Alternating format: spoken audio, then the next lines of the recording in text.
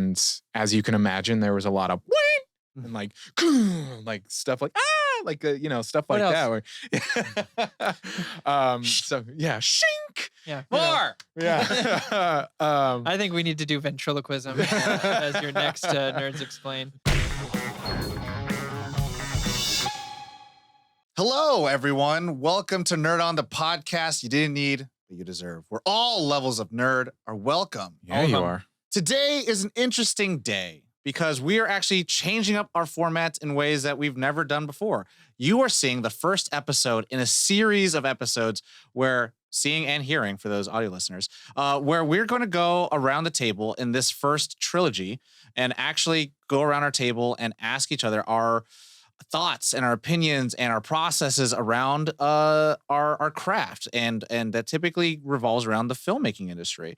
And if it kind of evolves into something more, we do have ideas and plans, and we hope that you guys enjoy this. But yeah, I mean, to kind of further just explanation, we have had audience members ask us about our crafts and the things that we do, and we dabbled when we first started this show. Way back in 2017, we did a Creators on Creating, and it was a round table of the four of us at the time explaining the things that we do, and it wasn't as in depth as what we planned to do with this series. It was a summary. Yeah, exactly. And so we didn't get to go into detail, and we still get questions about, like for me, audio, stuff like that, writing, directing, show running, and stuff like that. So here we are. Today, our first episode of Nerds Explained. Today's topic is post-production audio. Yes. And so the subject of today's episode is going to be Josh, and Corey and I are going to take turns asking him questions and getting to pick his brain. Who does number 2 work for? That's my first Number 1. question. All right. But yes, Dr. Evil. let's introduce the host. My name is Tom. I'm Corey. And I am Josh, and this episode is brought to you in part by the members of the Nerd On Nation that is powered by Patreon. As a member of the Nerd On Nation, you do get fun perks. Like you get bonus episodes like our Nerd On Extra, the Nerd On Minute, even the Capeless Crusaders do the Capeless Extra. So bonus episodes. You don't get to hear anywhere else. Yeah, just you. You also get early access to these episodes. You get early access to our merch. You get access to channels on our Discord that only you get access to. You get the Nerd On Nudge for our other weekly show, the Nerd On Update. There's a lot of fun perks, including getting to support us and growing and being able to do this more, because this is what we love to do. We love to be making content for you. That's right. So check that out, nerdon.tv/Patreon, and check out that Discord, nerdon.tv/Discord. A honorable mention to Odyssey, Apogee, and Embody Audio. Audio. Dope That's companies. how we do it. Check them out. Yeah. But what else, Tom? What other housekeeping do we have? We do have plenty of housekeeping to do. And depending on when this episode comes out, it'll be interesting to hear that there's still some things very spooky to talk about. That's true. So do you know what's spookier than seeing a black cat on Halloween? Because that might have passed by, but it's still pretty spooky to see one. It's probably shaving your balls with anything other than Manscaped. That is spooky. Yeah. And when it comes to below the waist grooming, there's no need to carve your pumpkins on Halloween or next Halloween, because Manscaped is here to upgrade your grooming experience. Go from bite-sized candy bars to king-size candy bars and join the 2 million men worldwide going to manscaped.com for 20% off and worldwide free shipping with the promo code NERDON. Hey. Nerd On. At manscaped.com. Yeah. I don't know. We'll see what happens. We'll see what happens. I mean, we have the other copy we use, and I mean, we still have. We're not out of the weeds yet. Yeah, we still have our weed whacker that I think we all enjoy to use more often than not. It's interesting as you get older, whether you are identify as man or female or non-binary. I was gonna say fluid. Hair grows in places, and I'm actually strangely self-conscious about my nose hair. So I love the weed whacker. Oh, I like it too. I do feel my bats, crawling out of my nose sometimes, and it sucks, and it makes me really I have to do a semi-pick nose to just push my hair back into my nose. And then whenever I see people and their hair is sticking out, I'm like, do I tell them or do I not tell them? Or I could just tell them to go to manscaped.com, use promo code NERDON, and get 20% off of the weed whacker. That's right. Hell That's yeah. right. And there you have it. There we have it. That is the housekeeping, and I have nothing witty to say to Let's get into get on this. with this explanation of an episode. Oh my God, Corey. Well, yeah, you're doing it. I mean, this is fun. This is interesting, right? So we're going to talk about post-production audio. So, Yes. like, Josh, this is your realm. Oh, okay. And we get a chance to have people listen and learn a little bit more of like your expertise and your perspective when it comes to storytelling and promo. And I think the cool thing about your craft is that it expands outside of just pretty, what I think a lot of people talk about is like narrative storytelling structure. Because I think, we've had Trailer Geeks, Teaser Geeks and Trailer Gods. Yeah. Yes. And they talked about the art and craft of making trailers and promos. Yeah. So I kind of briefly want to ask you a little bit of what do you think is the absolute most important thing in an audio post-production perspective is when it comes to the final mix? Absolute most important thing. I think I've said this a million times, and I'll say it 1,000,001. Dialogue is king. Yeah. There's a lot of media out there, including movies and trailers and whatnot, that dialogue is not king to them. And I don't think that the audience should walk away going, what did they just say? Especially with trailers, for me, that's where I'm like even more adamant, because if a dialogue, if an SOT, sound on tape, piece of dialogue. What is a sound on tape? Would that be? It's like it's just a quote from the show. Okay. Or the dailies. Oh, so it's like you failed this thing or something. Yeah, like, promo line. And when you can't understand those things, like we commented recently on one of our trailer reacts, I commented on, I think it was the Michael Keaton mixing of his dialogue within that trailer.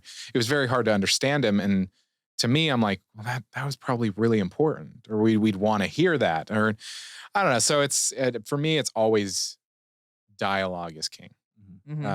And things can be loud around the dialogue, because that tends to be the focus of peeps. I think one of the members of the Nerd On Nation asked, what were my thoughts about why does it seem like everything's loud? And it's people, there is this weird mental thing that happens that people think it sounds better if it's louder. It's a weird mind trick. And sometimes the note that I will get, sometimes that's a... Sometimes the note I'll get, 60% of the time it works every time. Yeah. What do you make it louder? What do you think is like the processing? What's happening when the dialogue isn't the loudest thing on screen? Like what do you think the direction is, or being told? Why? What do you imagine yourself in that room? I mean, it's to give people that are in the chair that are mixing credit. You never know what happens on the delivery. I mean, especially like if you watch a trailer in a theater. Most likely that trailer was, especially for the bigger movies, probably mixed for like a 0.1, 20 point Atmos, like, and you don't know what happened to the delivery file. You don't know if channels got mixed up. You don't know, shit happens. Things happen. Could you go further elaborate, like channels getting mixed up? How does that? Okay, so when you mix something in 5.1, so stereo is left and right. Headphones. And then you have like your ghost center, because they work together, and there's ghost center. It's your brain. 5.1 literally has things that there are rules, guidelines to follow in terms of dialogue is always center. So when you're listening on something, if you go around and you listen to the speakers, like just go put your ear next to them, and you have a dialogue scene, most likely the dialogue is only coming out of the center. Very few elements like sound design should muddy it. Music, cars in the background. Yeah, exactly. Birds. I mean, sometimes things will go into that channel if they're like stereo things. They're going to get in there a little bit, but dialogue's king. And so with channels, that just mean like when you hear 5.1, that's 6 channels. That's center, the front, left, right, back, left, and right, and subwoofer. Those are channels. So yeah, that's you never know what happens. And now when you think of something like that's 20.2 or something like that, that's 22 tracks that are just is like this thing. Could those, you're saying like channels get mixed up, you don't know what happens? Could it be like, where like one mixer is working on this and then they leave to go work on another project, someone else picks up and then moves like another project file or something like that? Or? I'm sure with mixers at that level, they have their shit on lock, so they know what they're delivering. And I don't want to put anybody on blast. We don't. It could even be the calibration of the theaters because they're like my receiver has a calibration process. Like you set up the microphone and it does its whole thing for like 20 minutes, and it calibrates to where you're sitting in the room. And maybe something happened there. It's hard to know. And it could just be that people were like, just make it louder. That happens. I've been in projects where they're like, just, can you make it louder? I can. Yes. But why? Yeah. Because it's better. I can. Yeah. I mean, but then that's how you end up with all those movies that I have to constantly keep my hand on the remote for because I want to hear what they're saying, but don't want my eardrums blasted out when someone fires a gun or an explosion goes off. Yeah. Well, what I mean, and I think that's very interesting. I think, there is a bigger demographic nowadays that likes to have captions on. And I think there's something to do with that because in older films, I don't think that's a thing. I think in older films, you can watch a film without having captions. Also depends on the country. I believe some countries mix louder. They have different standards. There was, I forget when, but I think it was like a decade ago or more. There were loudness standards that were instituted because what would happen is that you'd be watching something and a commercial would come on and it was the loudest thing in the world. Yeah. And then it was on purpose because they wanted you to notice.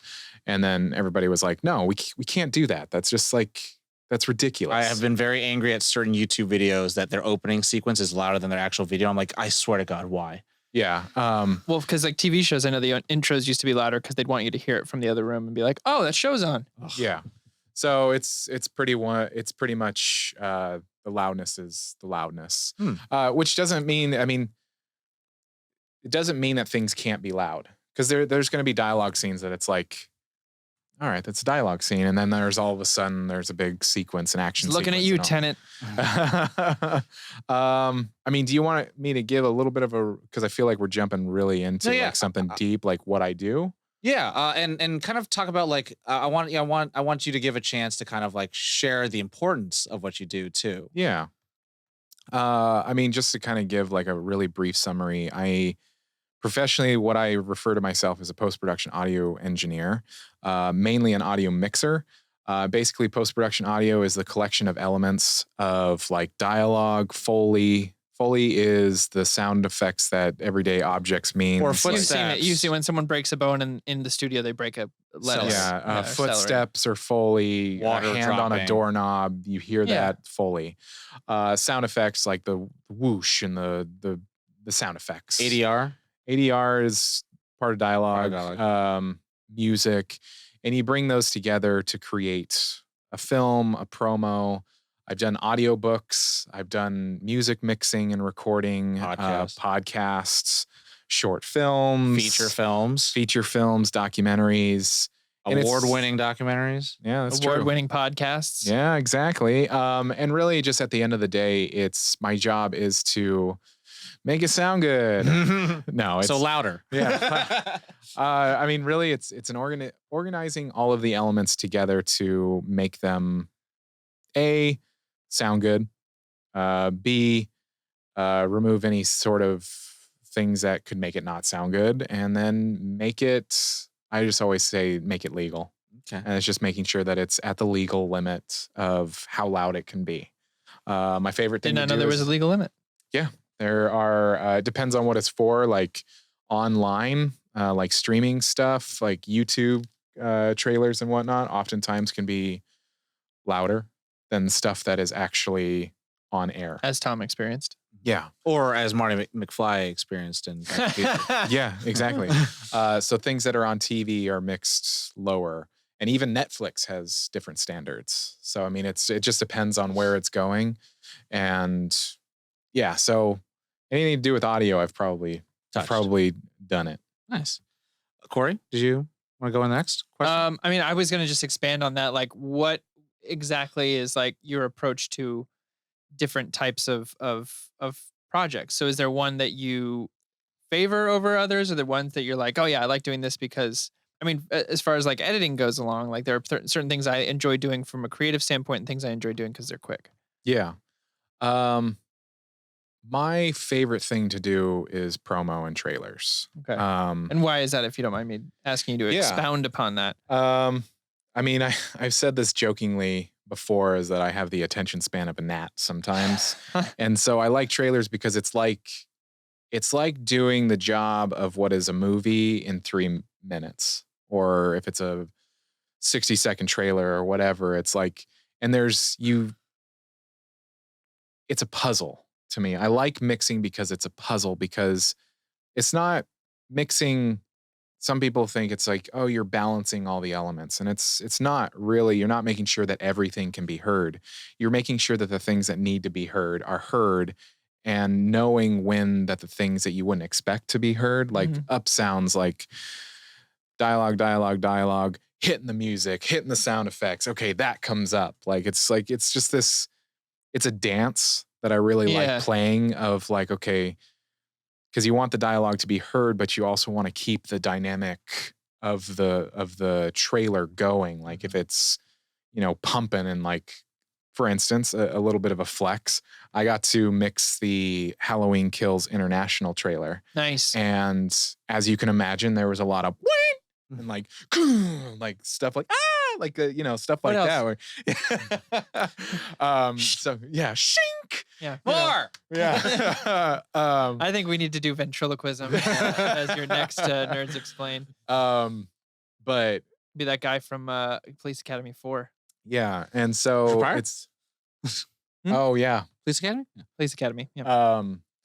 So I mean, I really like mixing a lot. It is a puzzle for me, and it's a fast-paced environment too, which I kind of thrive in. When I went to audio school, I had one goal that was given to me like the first night, and the teacher said, "Be fast." And I really took that in, and I learned all of the shortcuts on the keyboard. To the point that I don't need the handy keyboard anymore. Like I just am like the one that has the shortcuts listed on the keys. Like I remember the things that I need, and I can go boop, boop, boop, boop. And that's one of the things that some of my clients know me as, is like, he gets shit done fast. Yeah.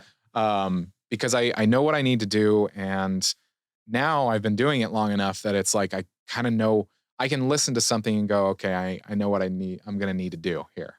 And sometimes it doesn't work out, and sometimes I learn from the circumstances. So yeah, I like mixing. That was a long-winded answer to say I like audio mixing. No, but you answered with like promo and trailers. Your favorite. That's my. I mean, that's when I went to audio school. That was the main thing. That when I got out of school, that's what I wanted to do. Right. What do you think has been? You mentioned that really cool story where your professor and teacher told you to do shit fast, and you really learned all the shorthand keys. What has been another, if you have a professional experience where you got to really learn a lot more of the craft, like a specific project or something like that? I mean, I'm always like, just like with acting, you learn by doing. And when I got out of audio school, I basically kind of dove in. And I don't recommend this for too long, but I do recommend it for at least a period of someone's career, is to just do things. Your friend's got a short film, do it. Friend's got a podcast, do it. Get the experience, you're learning your craft. You're learning fast, make the mistakes. Yeah, exactly. And you're learning how to do the thing.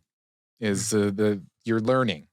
And it's you have to get in there and get your hands dirty, so to speak. And so I just say, do the thing. And tell people that you do it. That's the thing. Like, part of being a freelance is networking.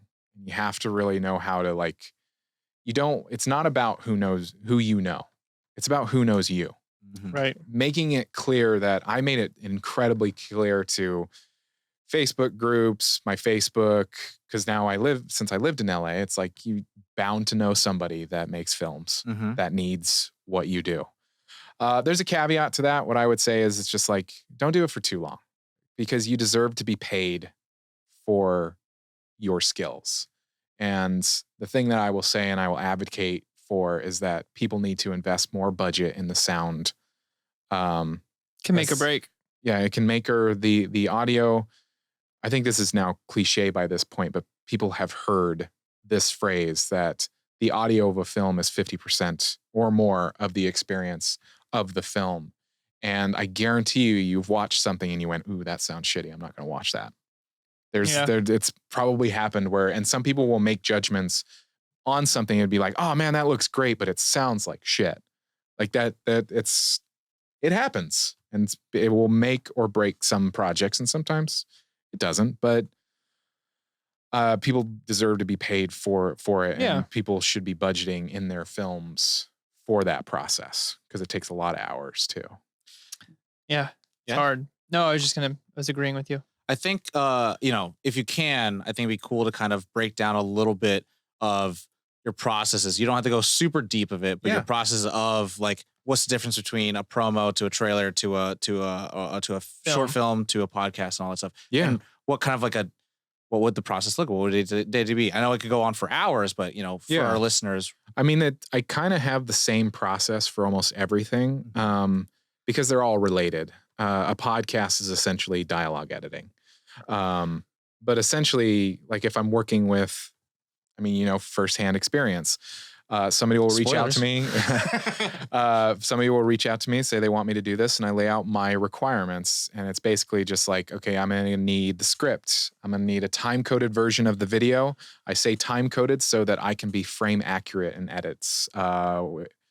If something happens on screen, I want to know what frame so I know that it's lined up. Because we might want something that's like, no, time it to that frame, like that kind of thing. Time it to that cut. So it's like, boom, that sound effects happens at that cut. Anyway. And then I want like a OMF or AAF of the project, the edited film. And what that is basically, Final Cut does it in a really backwards way, but Premiere, it basically is a file type that has all of the elements, the dialogue, the sound effects that the editor might have put in, any temp music, or if the music is in, it's in there, and it's given to me as individual elements. Everything's there, and then I can do what I need to do. I have a template that I use almost across the board. Some things require different things, so I have different templates, but it's basically laid out, and I'm really organized. And the reason being is that be fast, but also I want to be a ninja. Basically, I want people to be able to take over my session and know exactly what's going on, because especially in post-production, you never know what's going to happen. You could finish this film, move on, and have to come back. And then have to come back to it. That's why I save everything. My Dropbox is probably filled with, I still have all of your stuff that I could, if you downloaded Famish with Jeff Nimoy, I still have that. Later on, we had to create a 5.1 mix. In case you have to make the Snyder Cut. Yeah, exactly. Shout out to Weta. Yeah, exactly. So it's like I save everything just in case. But yeah, I lay out everything. I stack it based on what I think is most important. So it would be dialogue, music, sound effects. And then I start on the dialogue. And this is with anything with Nerd On. I start with our voices before I start mixing the outro, the intro, any fun things that Tom and I think of. Ooh, put that sound effect if we decide to do that. But I start with the most important element in my mind, that is the dialogue. And that's probably because in today's world, what should happen in terms of post-production when you have a studio, every single thing has its own person. Sure. There's a dialogue editor. Right. There's an ADR mixer, recordist. There's all those people have their own job. Yeah. There's a Foley artist, Foley recorder. Those are all the ones that when editing, I don't enjoy. I like building the story, but when it comes to now match up all the audio, I'm like, ooh. So there's that's gonna take me a month. Yeah. There's assistant editors. There's all that kind of stuff. And so, but for me, who's freelance, when somebody's like, gotta be all the things. I gotta be all the things. And so there are some things, Foley just takes too long. So there are very few points where I'm like, I'm going to do Foley for this because the scene doesn't make sense if I don't at least fill this in. It is fun though. It's fun. It's fun. And I have, when you don't have to do it all the time. This will be fun. I have a terabyte of sound that you've done? No, that I was given. There's some that I've that I just couldn't find in my library, and I'll go into my kitchen and be like, I need this specific glass with ice in it, and I just need to. I just need to twiddle it about. And I mean, Foley artists are much more exact. They'll watch something. I've gotten to see Foley sessions, and it's really cool. I follow Foley artists on Instagram. Yeah. Same. I've done a few for PAs here and there, but it's nothing like probably even what you've done. I'm like, I need to, I'm going to hit the table. All right, that works for me. Yeah, I mean, sometimes it's as simple as that. So the dialogue pass is basically just making sure that the dialogue sounds good. You're also looking for things that might need to be removed. Might need have been removed. Like even sometimes I've had it where you can still hear the director saying action or cut, that's it, or whatever. You go through and you put in room tone, which is just like, if we stop talking, I'm not going to because I don't want to freak people out. But if you stop talking and you just listen to your room, that's room tone. Yeah. We'll do it for 3 seconds. Here we go. 3, 2, 1. There you go. That was it. That was room tone. And that includes my AC going, any sort of computers that are going, buzzing anything. of the fridge. And so sometimes you got to turn the AC off. You got to remember to turn it off. Yeah, exactly. Like when I'm doing my, people can't see this. I have a VO fort that I've created. When I'm doing any sort of VO stuff, I turn off my AC, even though the sound blankets are really, anyway. Just to be safe. Fix it in pre. I will say, since getting to know you and working with you in a close capacity for the last 4 years and more so at our day jobs, our fruit stands, I will say you've taught me to notice more things here and there, and even a recent film that we watched, Halloween Kills, listening for those things that I wouldn't hear before, such as how the music was edited within that movie. And we didn't really talk about this in the episode, but it was something that stood out to me, and I thought whoever mixed the music in that really did justice to the movie. I thought it was mixed really wonderfully, got these really rich bass tones, but it wasn't overpowering. My question surrounding that, is there a list or like a top 3 or even a favorite film of yours that when you think of how it's mixed or how it was handled, that kind of stands out to you? I mean, I'm always going to be an Edgar Wright shill. Okay. I love, especially all the sound effects in between and stuff. He exaggerates regular moments, not just in the editing, but also in the sound. I'll call them hard effects like whooshes and hits and stuff like that. The sound of a camera pan, quote unquote. Like when you hear, I laughed a little when I was watching Halloween Kills, because the moment that we talked about in the kitchen with the older couple, he's pulling knives off of the wall. Yeah. And at one point there was like a shink, and it was like, that probably wouldn't make that sound, but that's totally cool if you put it in there. It's like you're exaggerating things that it's like, because everyone knows it. Yeah, it's like you're hijacking the brain a little bit. Yeah, there were a couple of more moments in that movie, but it was like the shink sound is a fun sound to put for anything Blade related. It's just like shink. Probably wouldn't make that, but it's kind of like that's cool. Yeah, that's cool. Kind of like when a gun gets waved around, you always hear the click. You hear the small clicks. Yeah, I mean, there's sound that you wouldn't really in regular day life not notice. Yeah. You probably wouldn't even, in all actuality, probably wouldn't hear it.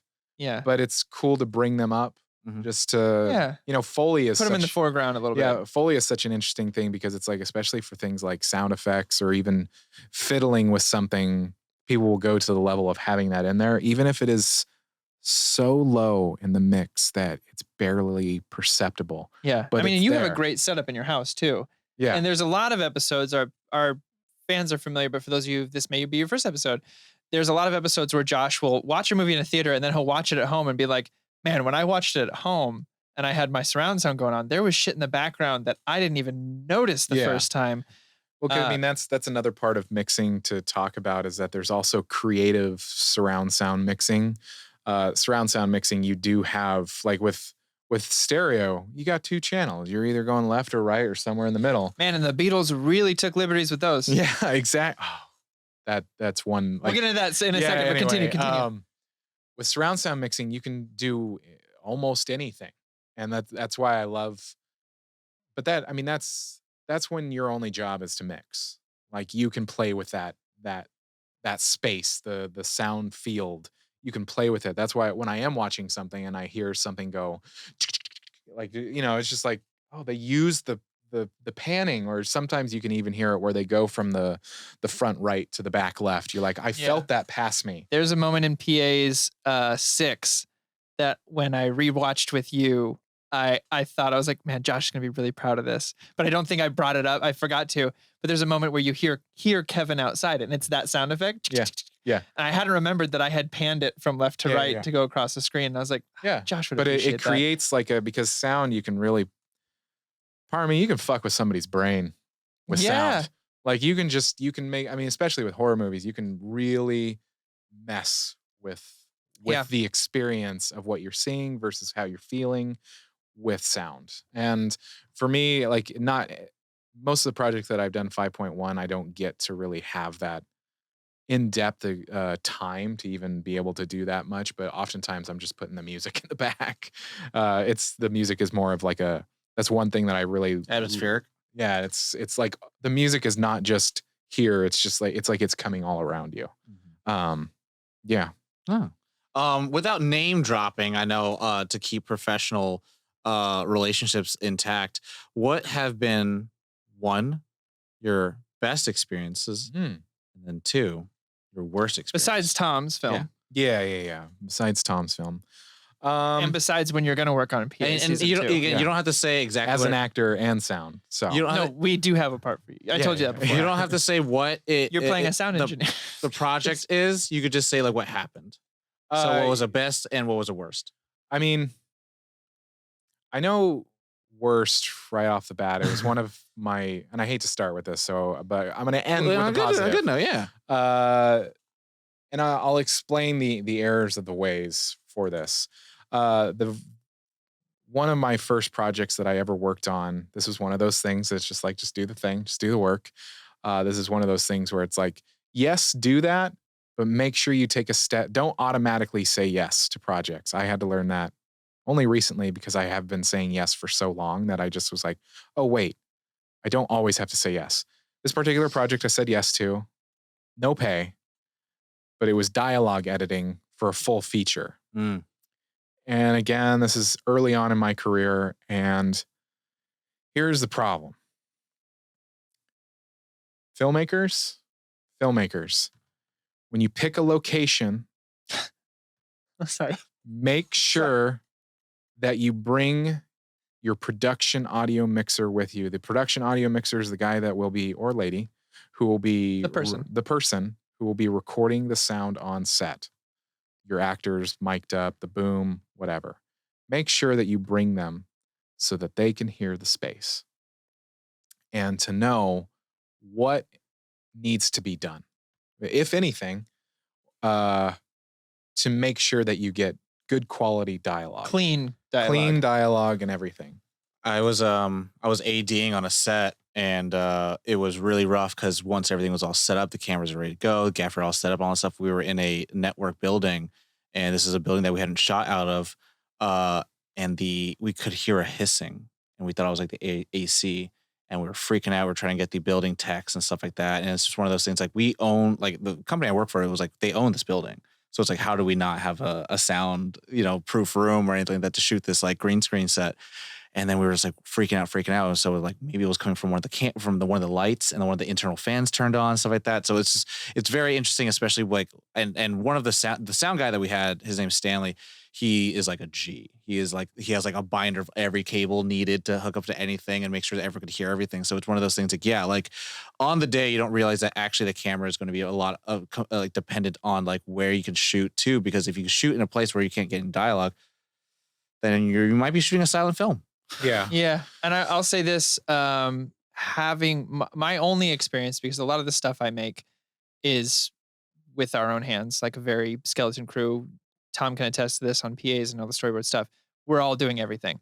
But to work on Tom's film where you had a sound guy, and he was great. He was really fantastic. That's Josh's recommendation, Pete. Pete was wonderful. Yeah, I really, really dug working with it. And it was such a weight off to know that like someone was actively listening. Cause like right now I'm editing a sketch that's taken me a month longer than it should have because we forgot to cut the lavs between takes. We can hear shirts on the takes and stuff like that. So it's to your point, for someone in the post world, that is such an a weight off for you. I'm assuming if they bring their sound guy to Yeah. the location, check it out, then you know that you're also getting clean Yeah. audio. Well, because I mean, like I mentioned in my process, the first thing that I do is the dialogue, and that includes editing and cleaning up and all that kind of stuff. And that can even make or break my process in terms of how long it takes. May I interrupt for a sec? Yeah. When you say editing the dialogue, are you matching to the in-camera audio, or are you you mean mixing on a mixing level, putting in the certain filters, limiters, compression, all that kind of stuff? It depends. I mean, before it gets to me, it is usually already matched up. Gotcha. At least I Because will I'm about to say, how much can I pay you? No. It is literally oftentimes. Just so we can explain what editing means for dialogue. Yeah, I mean, usually when it gets to me, it should be that the dialogue tracks are already stacked. Whether that is, and what I mean stacked is I mean that whatever was recorded, oftentimes it's a lavalier microphone that's boom. usually on body, or a boom. I don't always get that luxury. Oftentimes I prefer the boom, just because you can run into close rustle. I have tools for that, but they're not perfect. It's the only reason I invested in like a $200 onboard camera mic, because I was like, well, if the lavs go, at least I have something, because I can't also hold a boom. Yeah, exactly. So I mean, the editing process is really sometimes deciding which microphone. Sometimes it might be, let's say a scene. It's the same scene, but parts of it were filmed on different days, different circumstances. Right. Something room could tone. happen. Could be nighttime or daytime. Yeah, Same place, different sound. different room tone, different sound. So sometimes it's mixing, it's editing them so one room tone goes from this one that's different to this one, and you don't hear. You're not noticing. You're not noticing, and there might be backgrounds, which might be the sound of the city behind them, or outside their window, or fucking crickets. Yeah, fucking that's crickets, my bane of my existence for every night shoot we've ever had. Or like, I mean, I think there's also ways in editing that you can make it like apparent, right? I mean, that also comes down to the direction, but then at that point you're not matching it, because you just have to amplify it. So if you're going from like suburbs, and I was like, let's take the train. Train goes by. Yeah, very Edgar Wright. Yeah, you have a different location, and it's okay to not have that fully blend. Yeah, and you can actually you can design based on issues. You can, like, something that happened in Famish, there was some sort of hissing going on. They lost their production mixer on like the last day of shooting for some reason. I don't remember. And the person that replaced it wasn't as educated in the process, or trained in the process. And so some of the scenes are clearly filmed on that day, and there was a lot going on. And so sometimes you can read the screen, and I was taught by one of my teachers that read the screen is you're watching the film actively while you're doing what you're doing, because there might be something up there on the movie that'll give you a hint. And one scene in particular, there was really something bad going on, but there's a fountain in the background. Is it amazing to you how some sounds can just cut to it sounds like it's in the microphone, even though it's all the way in the background though? Yeah. And so continue. Sorry. Basically what I did was I just was like, well, it's there. I'm just going to get the sound effect of a fountain and just really pump it up a little bit. So it's like, oh, it makes sense. It's there. And hide some of the hiss. Yeah. You're not masking it. Yeah. You're kind of bringing it forward to kind of have it hide in plain sight. Yeah. And so to answer your question about this one project, they didn't have the production mixer come and listen. It's a massive warehouse. Where do you think the film took place? Inside a car. Oh. And they had a car parked in the middle of a warehouse. They broke out all the windows. So the dialogue just sounds like it's in a warehouse. Oh no. So in a all warehouse, the echoes and all that. They didn't mic the car. They just it was a lot of reverb, and that's one of there are tools for it. Shout out to Isotope RX. Such a good noise reduction, declicking, de-reverbing. It's an amazing thing. De-reverbing is probably one of the hardest things, because you have early reflections and you have post reflections. Reverb is a strange beast. This was a feature film. It was a feature film. And so how long does a normal feature film take with dialogue versus how long did this take with the dialogue? I mean, Just because there's what it should take and what it takes. I mean, something like that. How long would it normally take, and how long did it actually take? I mean, it should take a couple of days, a few days for somebody to. That's all they're doing. For this, it could take a week more. Like, it just but that's all I'm focusing on when I'm doing full post production. Like, oftentimes I'm given a time frame too of like, hey, we need this back by this time, which. Come on, man. Yeah. Well, because they always want it faster. I've had to deal with that before. And louder. Good, fast, cheap. Pick two. Yeah. It's a real thing. That is a real thing. I just thought of one cut. I'm so sorry. Tom and I had a look, and I was like, yeah. But anyway, so I mean, like, normally what I'll do is I have to work fast, and so I move through, and then like I'm kind of mixing as I go to speed up the process. So it's like, oh, I know I'm going to do this. I know I'm going to do this, and I'm going to do this, and I'm trying to, because it's harder. Like I talked about legal loudness.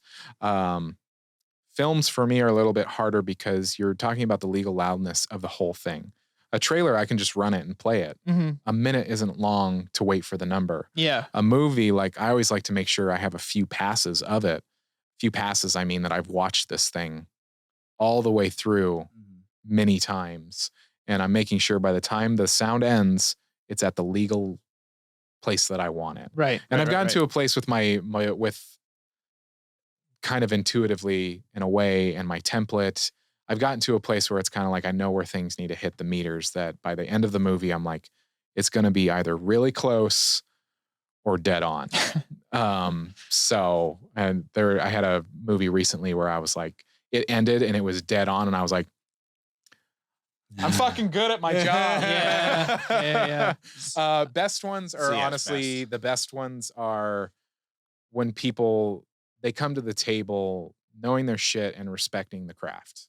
Realistic expectations are realistic always expectations. Nice. Jeff Nimoy is one of those and people. Passionate, I'm assuming. So you don't have to name it. No, well, the good ones we name. Yeah. But does that help when someone comes to the table? Obviously, the realistic expectations are nice, or like respecting the craft. But do you ever find like something like Jeff Nimoy or like Tom's projects where they're passionate about it? It also kind of spurs your own passion for it. Yeah, I asked a friend of mine a couple of years ago. I was going to take on a project, and it wasn't going to be paid. And I asked a friend of mine who does this for a living. And I said, do you ever do anything for free? And he was like, it really depends on who I am. Because you have to ask yourself, like, I'm doing something with somebody who's really passionate about this project. And when I take on a project, it's not just collecting a paycheck for me. My name is going into those credits. For sure. So I have partial ownership of this project. And that's how I view it. So I invest myself into something, and it becomes not just their baby, it becomes mine. So I want it to sound good, and I want it to be represented wherever it's going to go in a great light. You can't half-ass it. No, I can't half-ass it. And so, I mean, Jeff Nimoy is a classic example where I heard the first cut and I was like, I can't let you. I love you too much. I love you too much to let you. Because I know how passionate you are about this, and you know the story behind it, and yeah. So I volunteered to do a feature film, and he tells the story. But I volunteered to do his film for free. But yeah, so the good examples are people that come to the table with good expectations. They know that they're not paying you what they should. Right. That when people know. There are people that come to the table that there was a meme that was posted recently that they were like $50 client versus $5,000 client, and how they speak to you. Yeah. And it's very, very, it's a real thing that people they just don't.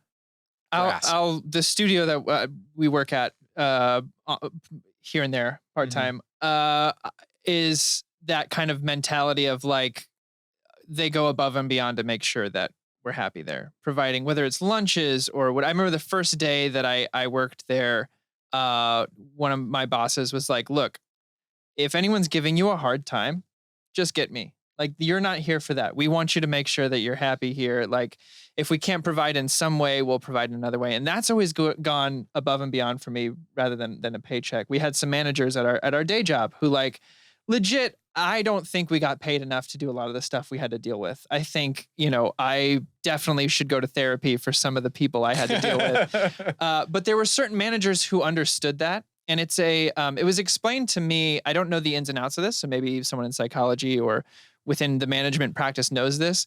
But it was just, I'm going to give a shout out to Miguel by name because I think he's one of the greatest managers I've ever had. And he goes, there's two types of leaders. There's the kind of one who tells you what to do. And then there's what he was, which is called the subservient leader, which is how can I support you to make sure your job is done well? Not how can you support me so our team works well? And I just find that there's something to that makes me then want to also work as hard as they are. Sorry, I didn't mean to. No, you're good. There. As an ex ROTC person who has studied leadership things, that's wrong. There's not two. There's multiple ones. But I'm really glad that but maybe he was talking. There's two in this store. Yeah, he was giving you that ideology just so that you understood his playing field, because more than likely the others fell into the other category. Yeah. But when I heard that, it's been something I've now, you know, when you hear it, there's sometimes those moments where you're like, I've heard this song and now I'm hearing it everywhere. It's that kind of thing. Once it was like opened up to me that subservient leadership is a type of thing. I definitely found it affects me in that way of like, not necessarily like subservient leadership in every role, but like that feeling of like, yo, we're people and I know I can't provide. Yeah. I like when somebody comes to a project with honesty. Yeah. And it's the way that I think about it is a cooperation. Yeah. I always think that cooperation is always going to trump competition. Mm-hmm. When we're working together to make this, the saying on my website is my passion is to help others bring their passion to life and in high quality. Because I think everybody, especially in today's world, everybody deserves to make the things in their mind that these creative endeavors that they have and have them sound and look good. Yeah. Like that's in my brain. I'm like, you can have that. Let's do it. Yeah. You can let's do it. Let's do it. I'll figure it out. Jeff Nimoy always speaks my praises me for a particular scene in his movie that I made sound good that sounded like crap. Because there was a giant refrigerator behind the actors. Nice. And with today's, I think he talked about it on our episode. That in the bathroom scene, he said that you saved. In today's world, there are so many, and it was just updated. There's RX9 now, an isotope. It's basically what it is a noise reduction software that you can run on things. And as simple as just removing a simple hiss to removing massive things. There was one time that we did an episode where I can't remember. I think it was a helicopter that flew over my house while we were recording. And Tom just like jokingly was like, hey, do you think that can be removed? And I removed it. And it was the tools are there. And it's just like, sorry, Arnold. Is that real? Like, because there's so much. I have like 4 hours of footage of us and PAs just being like, hold. Yeah, I mean, it's like within reason. Right. I mean, like there's some things that you're like, nah, that's staying there. I want to touch on one thing real quick that we started to dive into when I mentioned the Beatles using their left and right audio. And you seem to get excited about that a little bit because we haven't talked about mixing music at all. Yeah. Which is a passion of yours. For those who don't know, Josh is a musician, a very talented one. It has his own CD out there. Check it out. But I wanted to know what sparked some joy in you from that comment. I mean, I was thinking specifically of Paul McCartney's. There's a song. I can't think of what it's called. He's done plenty of songs, but yeah. He's done a lot of songs. But there's one particular that he plays definitely with the sound field in terms of it starting in one of your ears. And then all of a sudden when the song kicks in, it's in both ears. Yeah. And a lot of Beatles stuff too, that they played with that kind of stuff. Yeah. And I feel like they're not the first band to do it. They're not the last, but I feel like there's something they effectively did that for some reason, when people talk about that, they always talk about the Beatles. Yeah. Because I think, even if you watch, I'm really looking forward to that new documentary that's coming out, but they played. And that's one thing that I will say, even about post-production music, it's a little bit different in terms of like, it seems like, no, they're the same. Creativity is abound and welcomed of like, even with promo where there's sometimes where I'll be like, hey, I want to try something. I want to delay this from this year to this year and just like see what happens. That fucking worked. So that's a piece of advice you would give is remember to play. Yeah. Remember to play. Like with music, there's so many things that you can do with music and you just you get to play. I mean, distortion is from somebody going, I'm going to try this, see what happens. Yeah. And now we have distortion in everything. Now all a Squid Game, right? All the voices in it. Yeah. I do. Yeah. As we're getting towards like the tail end of it, and no, it's not Josh. You are infamously known for someone who loves lists, who loves making top lists. So I just want you to actually not have a list. That's a joke because I hate it. He hates it. I want you to just go prattle off of like. I actually love making top lists. Of some of the things that you would want people to experience and listen to and watch and observe of what things that you felt are like the good what like makes standards mixing, audio mixing. Obviously, you said Edgar Wright. If you want to mention any particular one films, I remember an episode when we did The Last Jedi. You talked about the clicking on the Force Island, or like the Holdo ship maneuver thing. The absence of sound is also that's also part of it. Well, I mean, it takes some balls to not do sound, like because I mean, Quiet Place. Oh yeah. I mean, that is some balls. I mean, that is just like The Sound of Metal recently. I mean, baby. When they mess with, because that's what I love specifically with Sound of Metal. I loved how they tried to embrace the character's world in terms of how it's not how the audience hears it, it's how the character hears it or not. And so you got to participate that in as much as you could. I mean, obviously being a person that can hear, it's like I can only imagine. One of my, as an audio engineer, one of my fears is like when I hear a high-pitched squeal in my ears, I'm like, shut up, I need to hear this. I need to know what's okay, cool, it's nothing. Yeah. I always get sad when I hear when I'm sitting there and all of a sudden I go, oh, I'm never gonna hear that again. Because apparently one of the I have no basis for this, but the folklore is that's called a swan sound, and it means that you're losing that pitch in your ear for the last time. I do not know that. And then it fades out, and you're like, well, I'll never hear that frequency anymore. Well, I mean, I do remember the mosquito ringtone, and then the higher it went up, in the older people over 30 couldn't hear this specific things. So I was like, oh man, I'm starting to get to the point where like, oh, I used to be able to hear that. I mean, I loved obviously Saving Private Ryan. They kind of. I don't know for certain if this is the first time, but it's the first time that I liken it to is it's what I call the shell shock. It was you could say first time on a big screen in a huge way. You hear that massive scale. An explosion goes off and you get the deafening of the sound where it's muffled and you get the high pitched squeal. I've used that. I'm just like, oh, I'm going to try that. There's a horror movie that I did recently where my friend Buzz was like, hey, just try to make this uncomfortable. And that with no sound, I sent that to him and he was like, yeah, you right. Wow. I like, first of all, that most of your list so far is people playing. Like it really is not the normal, what are great things to look for in audio? Oh, well, a mix like this. It's really, your shout outs are the risks that people have taken, which I really respect. I know that they're not particularly great movies, but the sound design in Transformer movies, it's like, I feel like they introduced, like they really introduced. For what it's worth, Marvel and DC movies as well have great fun. The recent Godzilla movies, what they do for the scales, every time I hear that, I'm like, oh. But like to your point with Transformers, before it's just that's it normally in the cartoon, but then this you got to hear each individual part. It was like I remember. I mean, but like you said, I remember hearing Iron Man's arc reactor for the first time and being like, whoa! And now that's in my memory forever. Anytime I hear a monster sound, I mean, this is Back 4 Blood, a recent video game. I mean, some of their creature sounds, I remember noticing it in the beta. The sleepers sound just like clickers from The Last of Us, and it's just like it gets your mind going. Of like, I wonder how the things that make you go, I wonder how they did that. I'll say this, Josh. Dustin and I have played through because we promised we would play through once with each other, and then we're going to play with other people. Yeah, but you'll see other people. Those sleepers, we will like stop, and we'll just be like, okay, Yeah. There's one here. But where it's is the it? same in video games. Like that's the thing that I want to bring up too, is that it's this Just a lot about of to the same ask. things apply in video games because I only got to take But one I'd class say in even video more games. so, right? Because you're trying to Yeah. give clues. I would also say, you guys are talking about Back for Blood. I don't know why you guys are not talking about the hag. The hag Yeah. is the worst. Yeah, fuck the hag. I got eaten the first time. Yeah.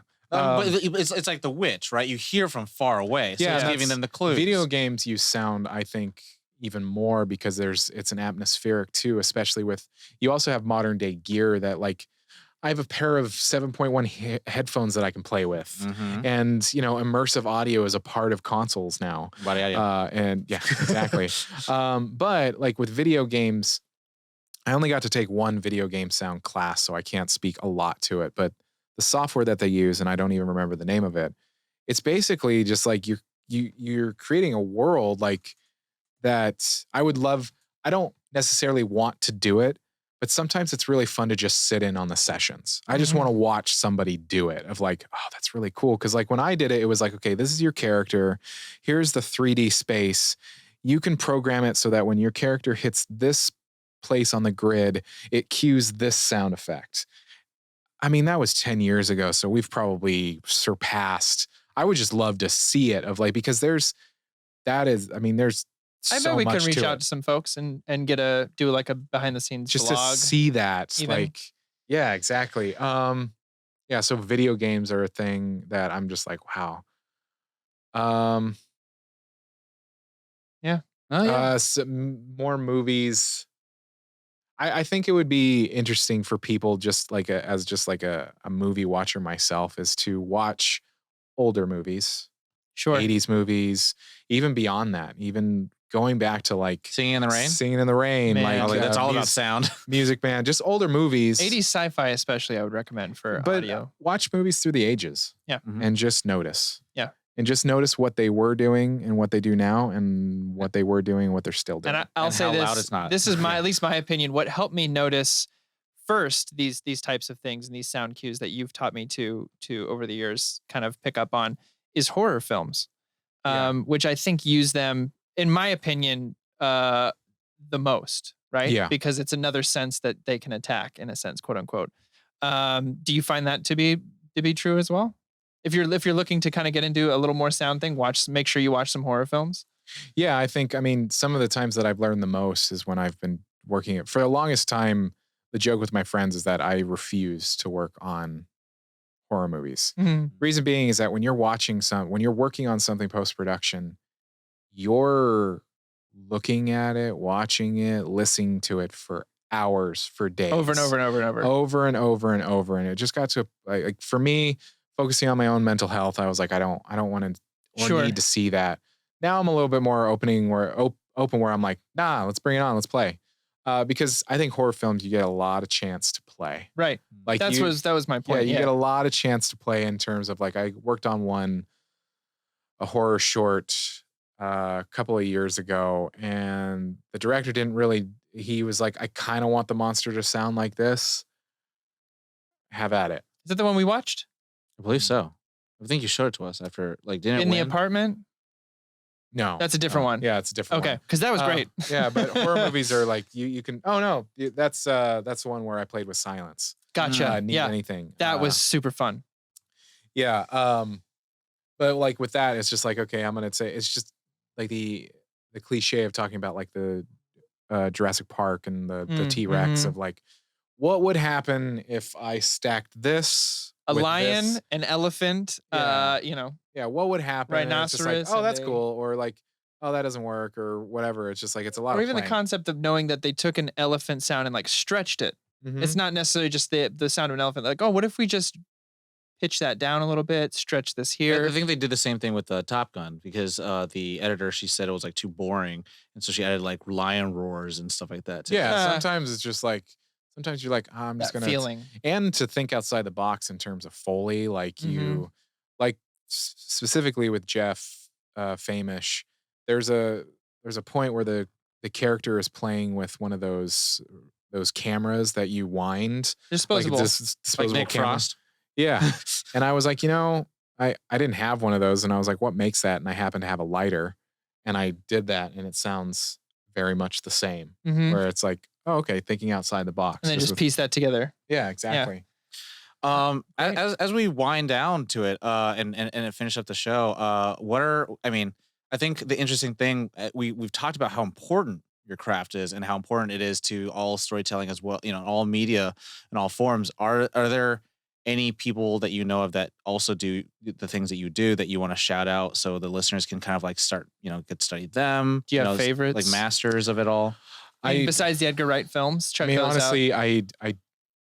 I always feel terrible in doing this, but I don't have names. I don't have. The teams are pretty large. If you look at a sound team on a film or yeah. something, I feel like it kind of also says a story too that it's sadly that there's always some reverence towards a director, producer, writer, but then all the much like teams, stuntmen. Yeah, stuntmen or who the camera operators are, because they're the ones who are also helping a lot too. So I think it's we're in a place now where we're only starting to get recognition for editors and DPs, which is amazing to me, because like I'm not discrediting directors or actors and anything like that, but without an editor or a DP, you really don't have a movie. You have a play.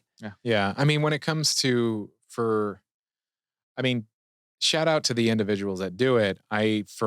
Personally, when I go see a film, I'm looking at the whole thing, and I should, as an audio engineer, focus on like who did that. You shouldn't have to do anything. Yeah, that's true. I was wondering if, since this is a new format, do we want to like end with like pieces of advice or stuff like that? Yeah. Like, rattle off some advice and we'll wrap it up. One thing I would say is one of the most important things for new and continuing. I really think this applies to any job, but specifically in audio. Learn how to take feedback with grace. Notes and feedback are going to happen, and it doesn't mean that you're a bad mixer, editor. It's not speaking on your ability to do the thing. I learned early on in my career I had a much more fragile ego. And when I got feedback, it was very personal to me. I felt like I was being attacked until I realized that it had nothing to do with my ability as a mixer. They wanted it to sound different. Preference. You're working on, like we've said throughout this episode, movies, podcasts, whatever you're working on is a cooperation. It's a team effort. Everybody's working towards making this thing sound the best that it can, or to even that the director's vision is coming through. And if you receive notes, that doesn't mean anything. Yeah. It just means that these are changes that they want. But also the rule of improv, yes, and applies here too. Yeah. Like when you receive notes, I'm like, yeah, that's cool. Let's try that. Yeah. And I might try this too. It's like, that's probably my number one piece of advice is to learn how, because knowing your craft is going to come with time. I would say that whatever program you use, I use Pro Tools. I'm expert certified in Pro Tools. Learn your program inside and out. Know where everything is. It's going to change because they'll update it and redesign it. Learn that. Gotta love when they do that in the middle of an edit. Yeah. I've learned to be like, no, I'm going to wait. I don't automatically update my stuff. Every time I do an operating system upgrade, I hold my breath. I'm like, because the industry, especially film industry, one company's like, hey, we're going to change this. And the other company's like, oh, wait, we are. Please don't do that. Like Apple changed their chips recently, and it took the audio industry like a year to catch up. Wow. Because it was like, wow, like one of my audio interfaces still isn't compatible with the new chips. Jesus. I don't have that computer, thankfully, because I didn't know. I was like, oh, I'll get this thing. And I'm glad that I didn't I got the old chip.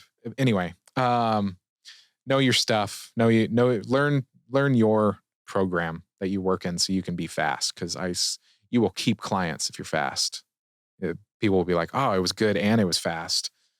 Awesome. Know your value.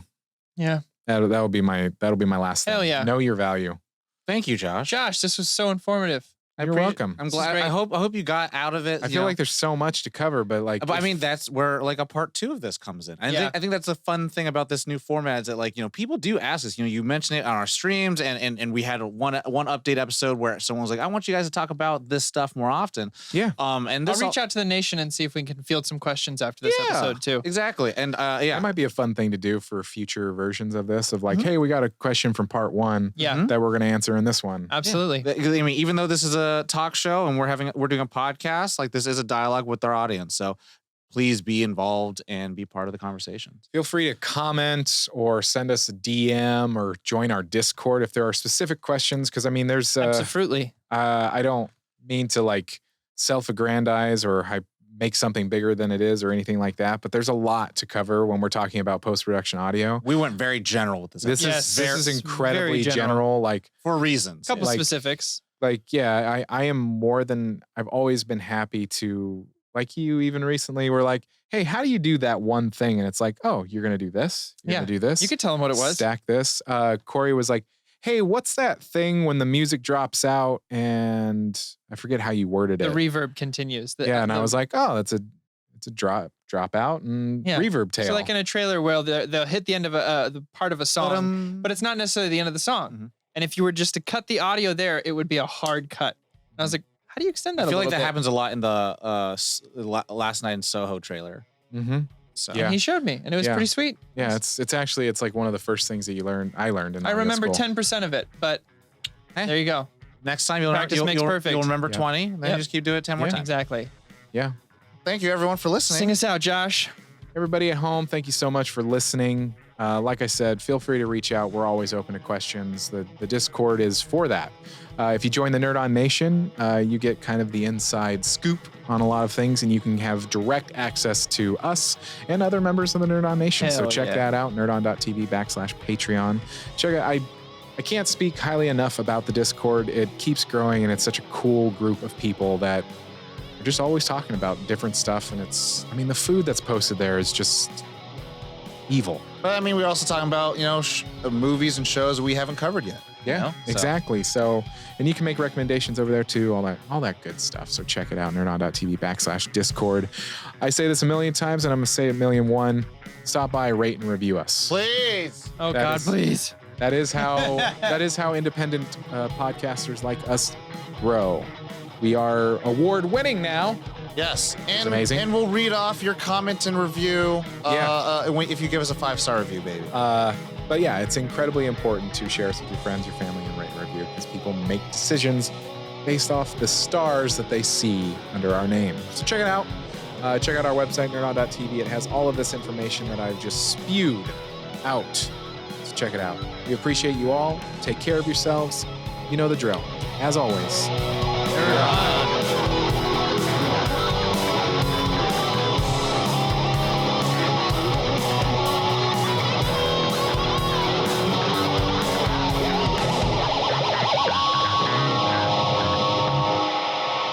Ending broadcast.